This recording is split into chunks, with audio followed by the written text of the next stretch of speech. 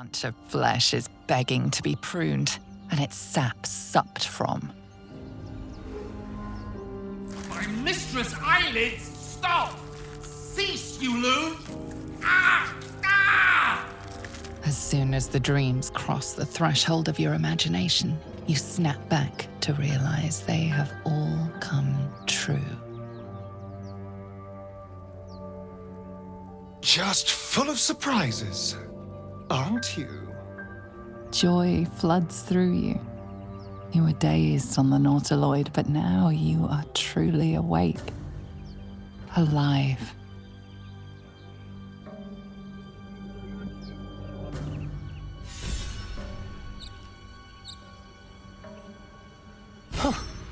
You look rabid, pained, sick. You're spasming and twitching. You poor thing.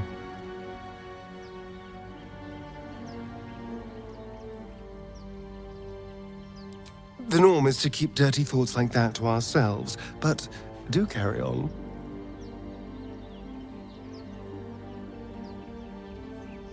It seems you've been dealt a vile hand. I say, play it. Play it for all it's worth. Nobody should deny themselves their true nature. After a few moments more of scrubbing, your hands begin to sting. But her blood is still on your hands, surely. You shake your head, and it seems to go away. Only then. If you are fortunate, no soul will be able to know you were behind this murder. You wonder if your misdeed will be noticed.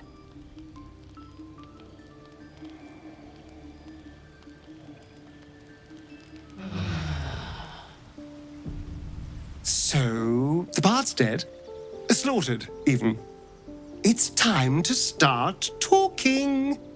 What did you do?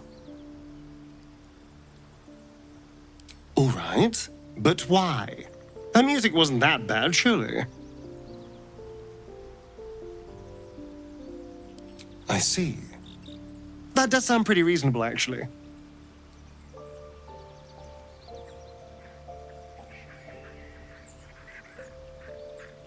So, you took the initiative and moved things along. How good of you.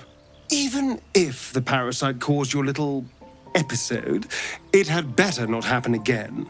People can't just be murdered in camp. Some of us are important. An uneasy feeling lingers in the air. As the Inquisition departs, you are left alone with a familiar headache.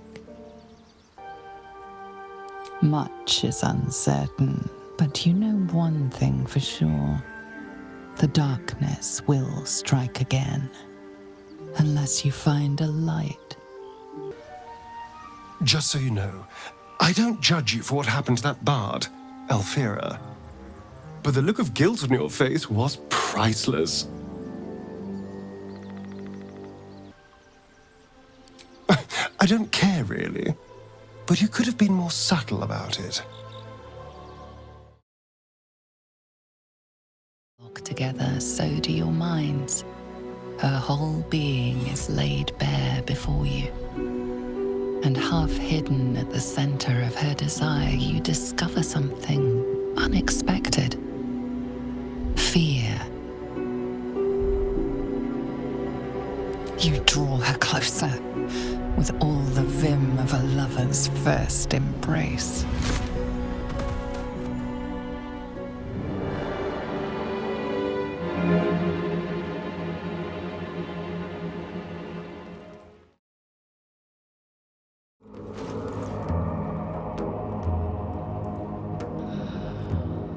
As you choke down the acrid mushroom, a memory embraces your unlovable carcass. You see a grand collection. Shelves of jarred, floating, pickled organs neatly labeled. Taxidermied beasts and men, elegantly displayed from your killings. A study no doubt arranged neatly by your gentleman's gentle goblin. As you and your butler perform a vivisection, Scelaritas's claws slips, calipers cutting the aorta of the living, screaming victim.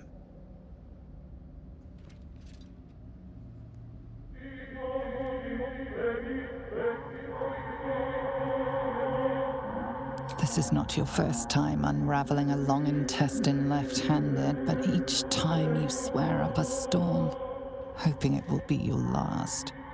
As the memory begins to clear away, one thing is certain. The butler lies not about his past service. Did we really have to kill the Moon Maiden's servant?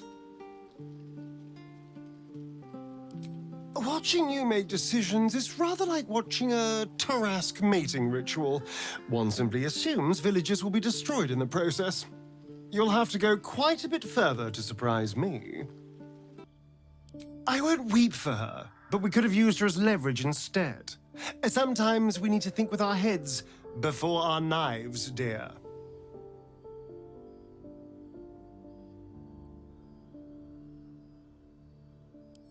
Us. I still love the sound of that.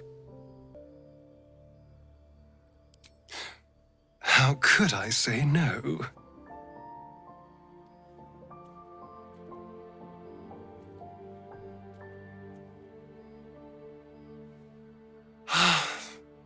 Delicious.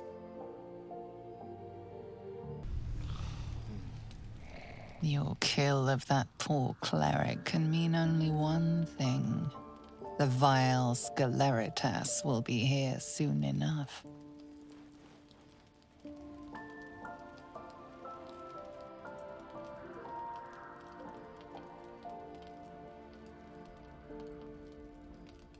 Oh, milady is tired.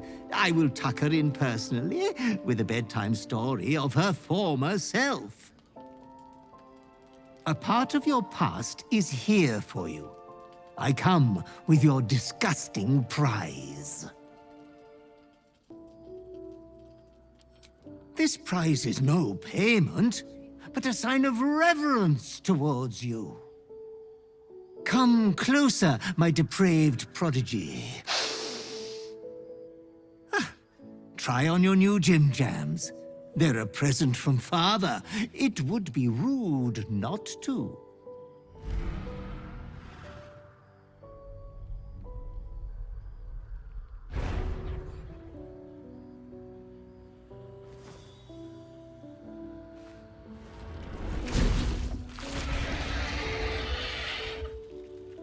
Oh, such a strapping young behemoth.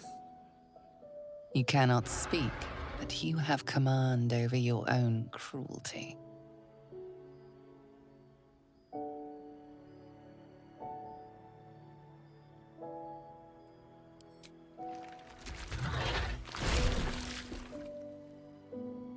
And look at you. Now, you're your perfect self again. The beast you turn into, as charming as it is, just make sure those claws don't come anywhere near me.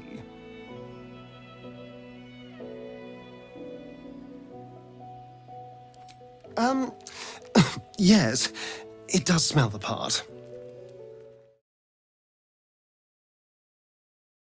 Churns around and around. The bile within is unsettled. Each moment brings a new surge. Your companions sleep like blissful lumps of meat.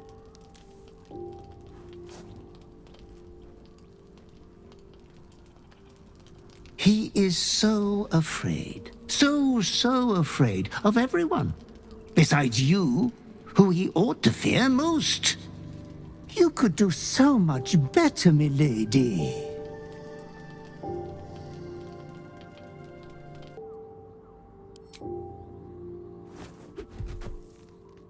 I won't lay so much as a talon on him.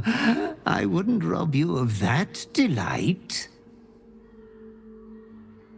Your clever mind is penning tragedy as we speak. Your repressed urge yearns to kill. And kill you will. Tonight, the moment you close your eyes, your favorite person will be brutalized.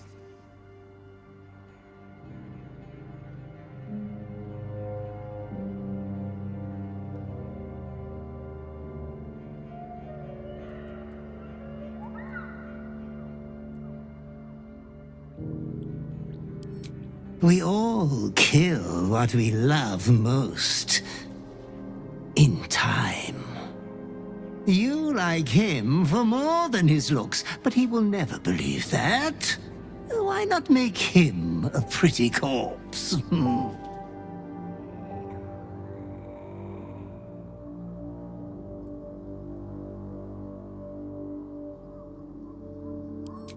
Why not whisper it while you twist a knife? Or have a love confession be the final words between you? It is my duty to ensure you are making the right decisions, Master.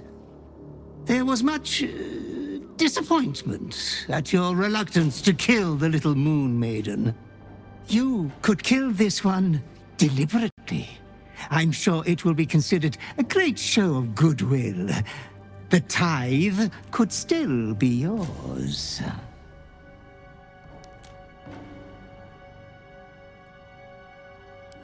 I do not doubt you will act with a decorum befitting one of your rank. Good night, sweet lady. Your companion rests blissfully, without a fear in the world.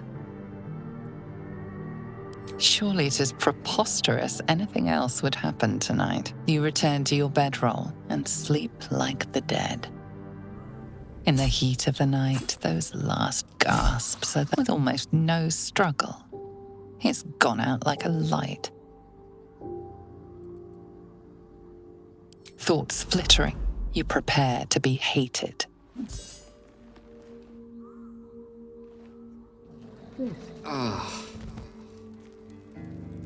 Regrettably, the corpse before you is not your only company on this dark night. Footsteps approach, not your butler, come to celebrate this splendid deed, but the others, woken by your happy laughter, or the sound of knife on bone. How many more of us must we find dead at your feet? You've tainted this camp long enough. You have no control of yourself. You are worse than a beast, and I will put you down like one.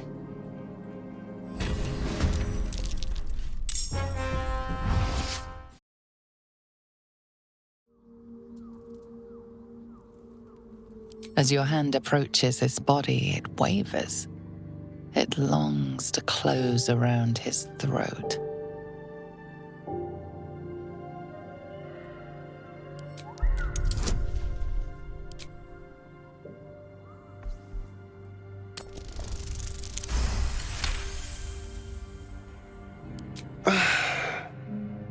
Well, hello. Looking for a cuddle? Although, you don't look entirely yourself. What's going on in that head of yours? All right. Talk quickly, then. As you tell your story, fatigue fills your body. Your head swims with the worst headache you've known.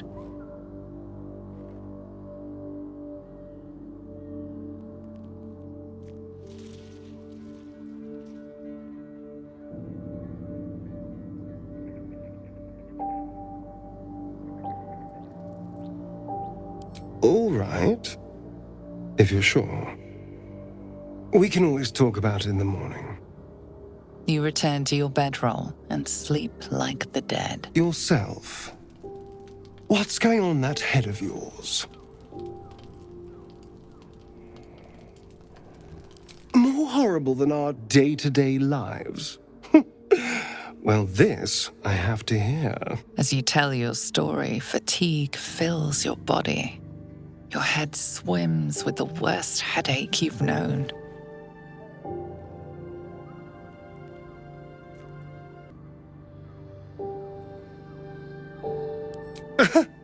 I'd rather be the only dark power inside your body, if it's all the same to you. How flattering and disturbing. You could have talked to me before things got murderously bad, you know. We are technically in this together. Whatever it is that's controlling you, we can fight it. I know that better than anyone. Suddenly you become drowsy. Your vision blurs and floods with yellow bile, and you faint in a dizzy blur.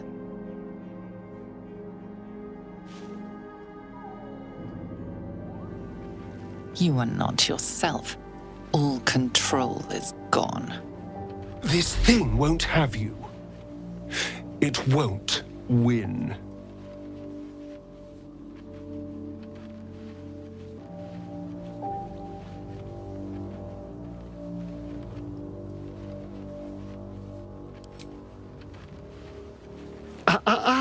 We ask before we bite. You're cute, you know. In another life, we might have been friends. Your hands are raw and bloody as every inkling of your urge yearns you to tear your bindings. Easy now, darling. You've got this.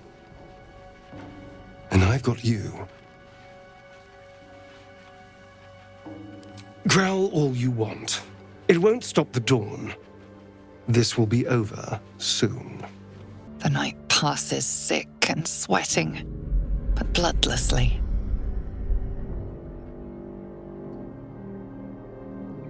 You once again inhabit your own mind.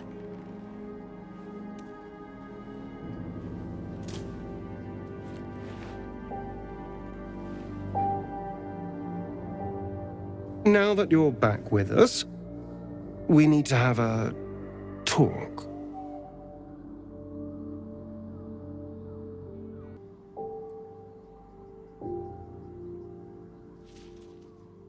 If anyone understands an internal voice forcing your hand, I do. But that's not who we are now.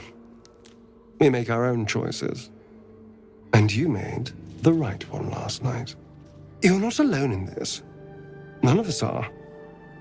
We can even compare notes if you like.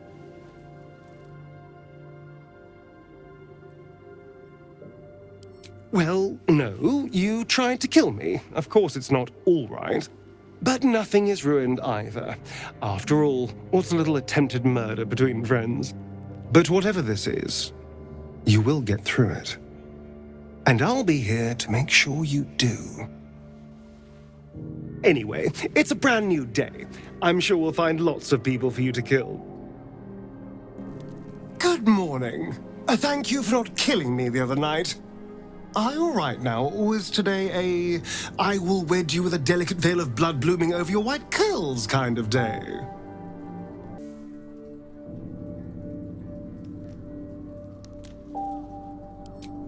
I'm also worried about me, but I seem to somehow be worried about you more. You give me something to care for, and that's worth the peril. Come to kill me again, darling. I'm all pointy ears, my love. How could I say no?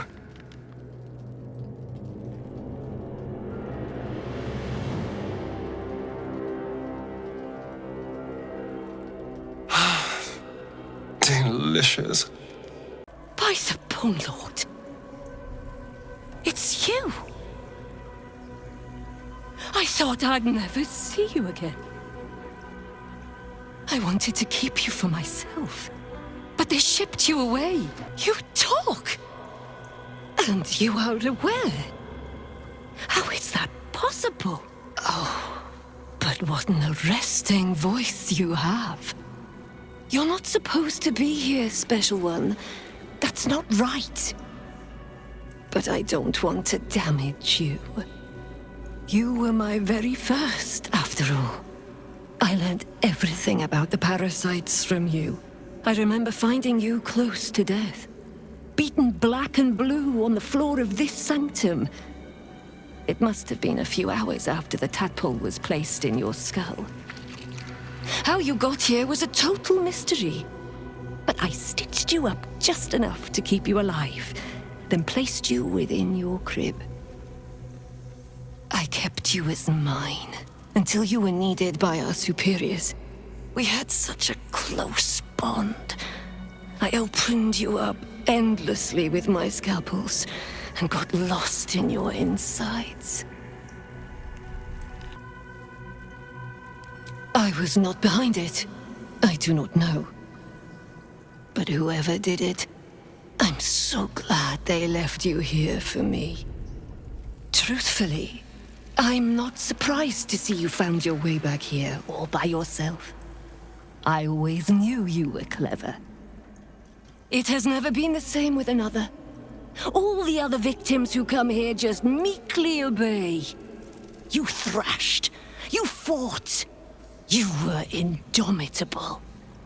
But as special as you are, you shouldn't be swanning around here, acting as if free will is yours again. We're going to kill you, sweet one.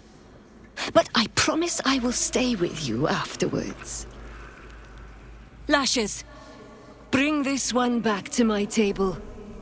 And prepare my knives for a long night of experiments. She is but the hack doctor who half pieced you together after whatever caused your head to get in this mess. Someone else must have attacked you in the midst of whatever you were doing down here. This necromancer was a grunt in the scheme of the horrors enacted against you.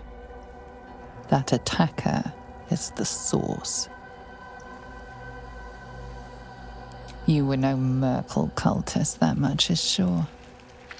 You sense in your soul you were something far greater.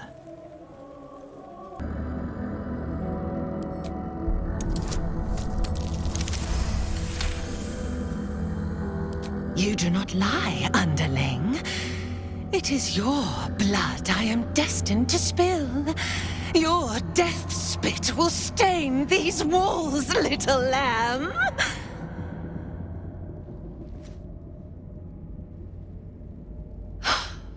You still don't remember, do you, bloodkin?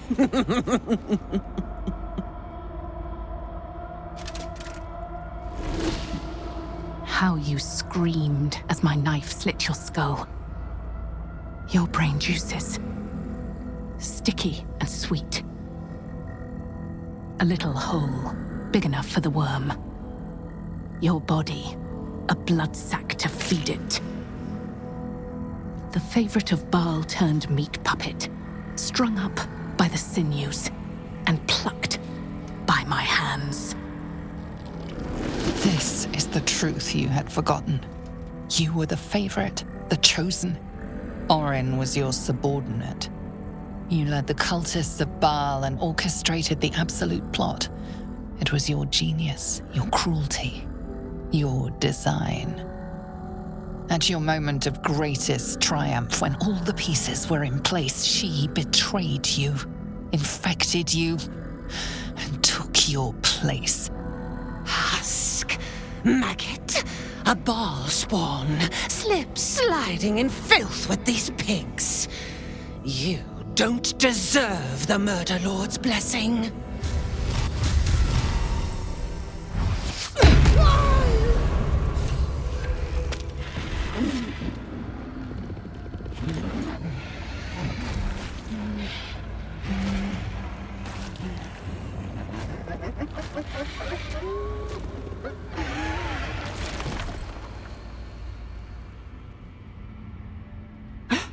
Master, you are the chosen one. He is near. He comes for you. For a moment, the brine pool of your brain clears. To die, to rest, to save the world from yourself. To accept, to become his prophet. In any disobedience subject to his lash.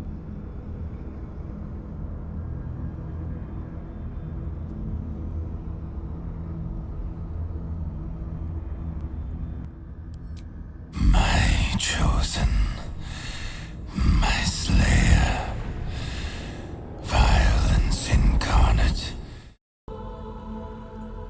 It seems the father issues are only just beginning, eh? The choice is made. You'll never stop killing.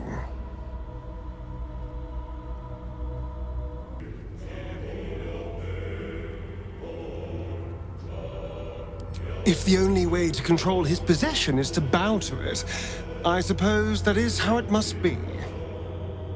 Baal's army will be an unsurpassable dowry.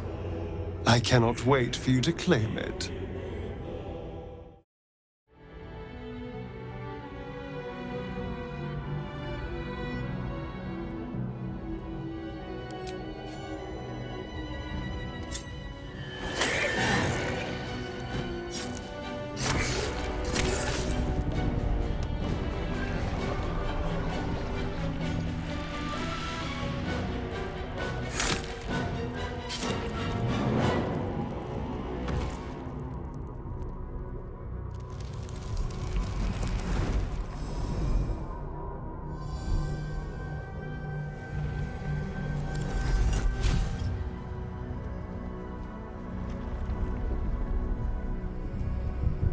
Straj!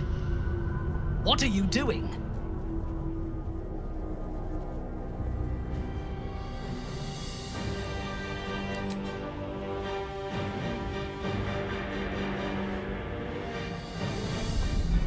Together.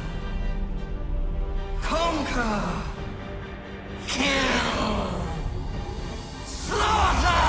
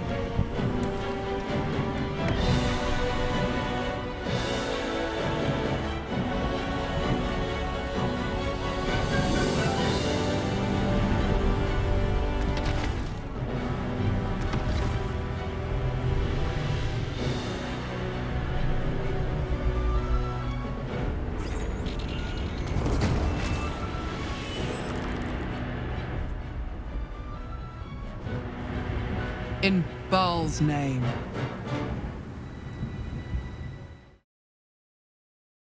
You refuse me.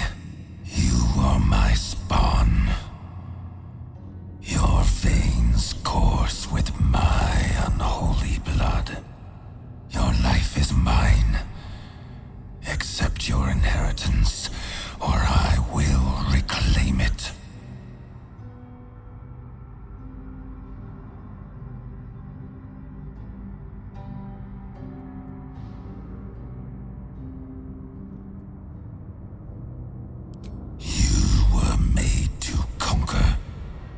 Devour.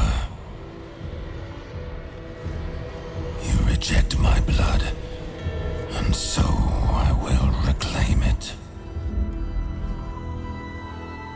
I will make another who is worthy.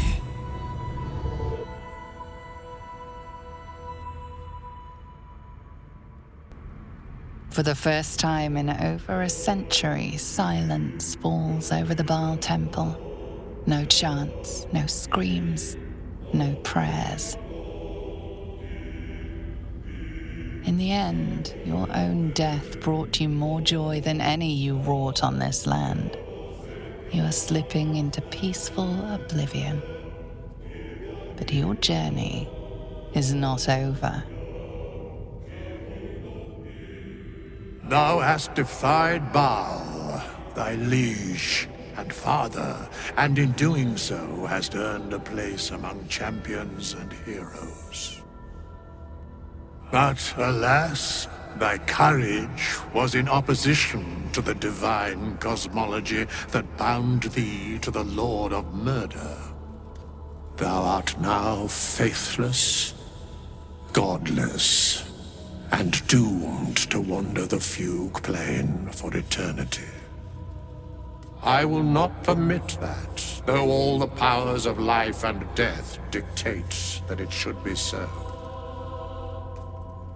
I, too, still hold some power, and I invest a portion of it in thee, who hath challenged the gods and now liveth to tell of it.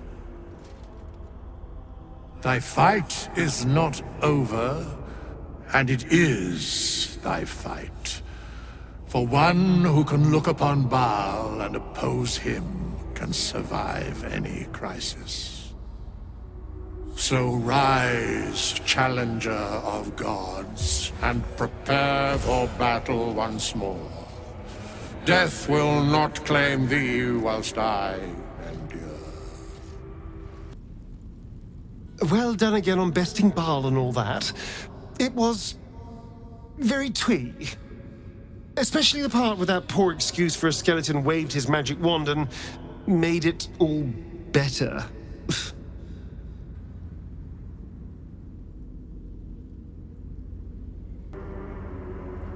Yes, you were so very scary. I knew you had that sweet heart all along. I was alarmed by you sometimes, scandalized even. But somehow, by your side, I still only ever saw you. Well, now's as good a time as any.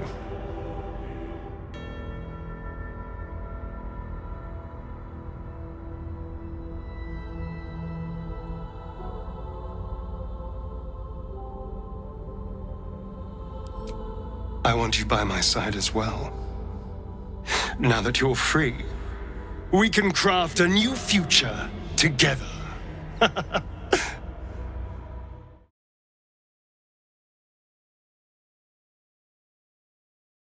All right, let's talk. Who knows when we'll have another chance? Oh shit. Did I do something wrong? Why?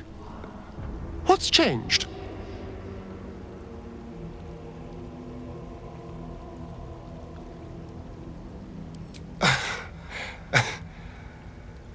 I may be guilty of a bit of embellishment here and there, but I'm no liar. When I vowed we'd save you, we will save you. This little adventure of ours has taught me that we can't let our lives be ruled by fear, or else we never really live. I'm not afraid. Not of you. Not of your darkness, and not of our future.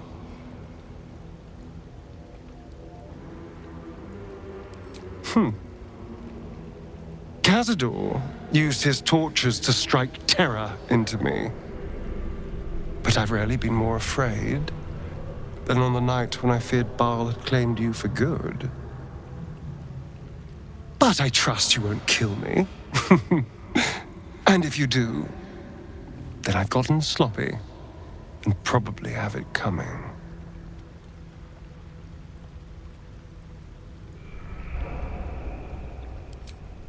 I am. And beautiful. Not enough people mention that. I'm not going anywhere. Can't get enough. I'm not surprised.